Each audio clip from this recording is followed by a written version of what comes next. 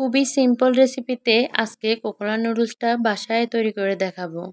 এই রেসিপিটা যদি ভালো লাগে তাহলে লাইক, কমেন্ট, শেয়ার করে যাবেন। কোকোনা নুডলসটা কিন্তু সচরাচর যেকোনো ভেজিটেবল বা ডিম বা মাংস দিয়ে তৈরি করলে খুব মজা হয়। বাচ্চারা কিন্তু এই নুডলসটা খুব পছন্দ করে। বড়রাও বিকেলবেলা কিন্তু নাস্তা হিসেবে এই নুডলসটা খেতে পারেন। তবে খুব সিম্পল রেসিপিতে আজকে ঘরে থাকা স্বল্প উপকরণের সাহায্যে এই রেসিপিটা শেয়ার করব। আমি যেভাবে বাসায় তৈরি করি, ফার্স্ট টাইম আমি নুডলসটাকে হাফ সিদ্ধ করে নিই।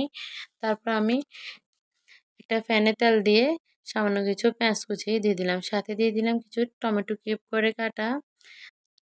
যে যেমন খেতে চান স্বাদ মতন কিন্তু এই নুডলসটা তৈরি করতে পারেন। আমি কিন্তু আমার মতন এই নুডলসটা তৈরি করি। তবে আমার নুডলসটা কিন্তু সবাই খেয়ে অনেক প্রশংসা করে। এই যে আমি সামান্য কিছু লবণ দিয়ে দিলাম। সাথে দিয়ে দিলাম এখানে গরুর মাংস, রান্না করা গরুর মাংস। আপনারা চাইলে মুরগির মাংসটাও দিতে পারেন। তবে রান্না করা মুরগির মাংসটাও দিতে পারেন বা কাঁচা মুরগির মাংসটাও দিতে পারেন। তবে একটু আদা রসুন দিয়ে কিন্তু সামান্য কিছুক্ষণ কষিয়ে নিলে হয়। এখন আমি একটু স্বাদটা বাড়ানোর জন্য একটা ডিম দিয়ে দিলাম। এই ডিমটা দিলে কিন্তু বাচ্চারা খুব পছন্দ করে। যেহেতু নুডলস বলে কথা, ডিম না দিলে নুডলসের আসল মজাটা আসেই না। এই যে আমি সবগুলো কিন্তু আস্তে আস্তে ভেজে নিচ্ছি। এখন ভাজা ভাজা হয়ে গেছে সবগুলো। এখন নুডলসটা আমি ভেজে নেব। এখানে আমি ১ চামচ সয়া সস ইউজ করেছি। সয়া সসটা কেউ চাইলে স্কিপ করতে পারেন। তবে ঘরোয়া পদ্ধতিতে নুডলসটা কিন্তু যদি রেস্টুরেন্ট স্টাইলে তৈরি করতে চান তাহলে কিন্তু সয়া সসটা দিলে এই নুডলসটা অনেক মজা হয়। তবে সয়া সস দিলে এক্ষেত্রে লবণটা একটু কমিয়ে দেবেন। এই যে আমার সিদ্ধ করা নুডলসটা আমি দিয়ে দিচ্ছি। এই নুডলসটা অনেকে বলে মজা হয় না। কিন্তু যদি মজা করে তৈরি করতে পারেন তাহলে এই নুডলসটা কিন্তু খুবই মজা হয়।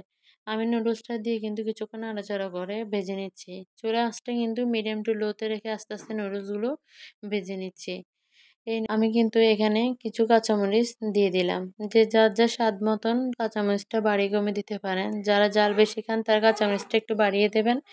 আমি সবার লাস্টে এখানে মশলাটা দিয়ে দিলাম। মশলাটা যদি সবার লাস্টে দেই তাহলে কিন্তু ফ্লেভারটা অনেক ভালো আসে।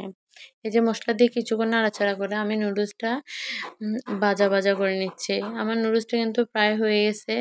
এখানে আমার রেসিপিটাও কিন্তু অনেক ভালো হয়েছে। সবাই খেয়ে অনেক প্রশংসা করেছে। এভাবে নুডলসটা রান্না করলে বাচ্চাদের টিফিনে দিতে পারবেন এবং বিকেলবেলা নাস্তা হিসেবেও খেতে পারবেন। বাচ্চারা অনেক পছন্দ করবে, বড়রা অনেক পছন্দ করবে। চাইলে এখানে চিলি সস বা সয়া সসটা ইউজ করতে পারেন। তবে চিলি সস, সয়া সস দিলে কিন্তু রেস্টুরেন্টের মতো স্বাদ আসবে। এই যে আমার নুডলসটা কিন্তু তৈরি হয়ে গেছে। এখন আমি একটা প্লেটে সার্ভ করে নিচ্ছি। দেখুন মাশাআল্লাহ অনেক সুন্দর হয়েছে। কালারটা অনেক ভালো এসেছে। দেখতে অনেক ভালো লাগছে। মেহমানদের সামনে কিন্তু এরকম একটা ডিশ তৈরি করতে পারেন। এতক্ষণ কষ্ট করে ভিডিওটি দেখার জন্য ধন্যবাদ। আসসালামু আলাইকুম। সবাই ভালো থাকবেন।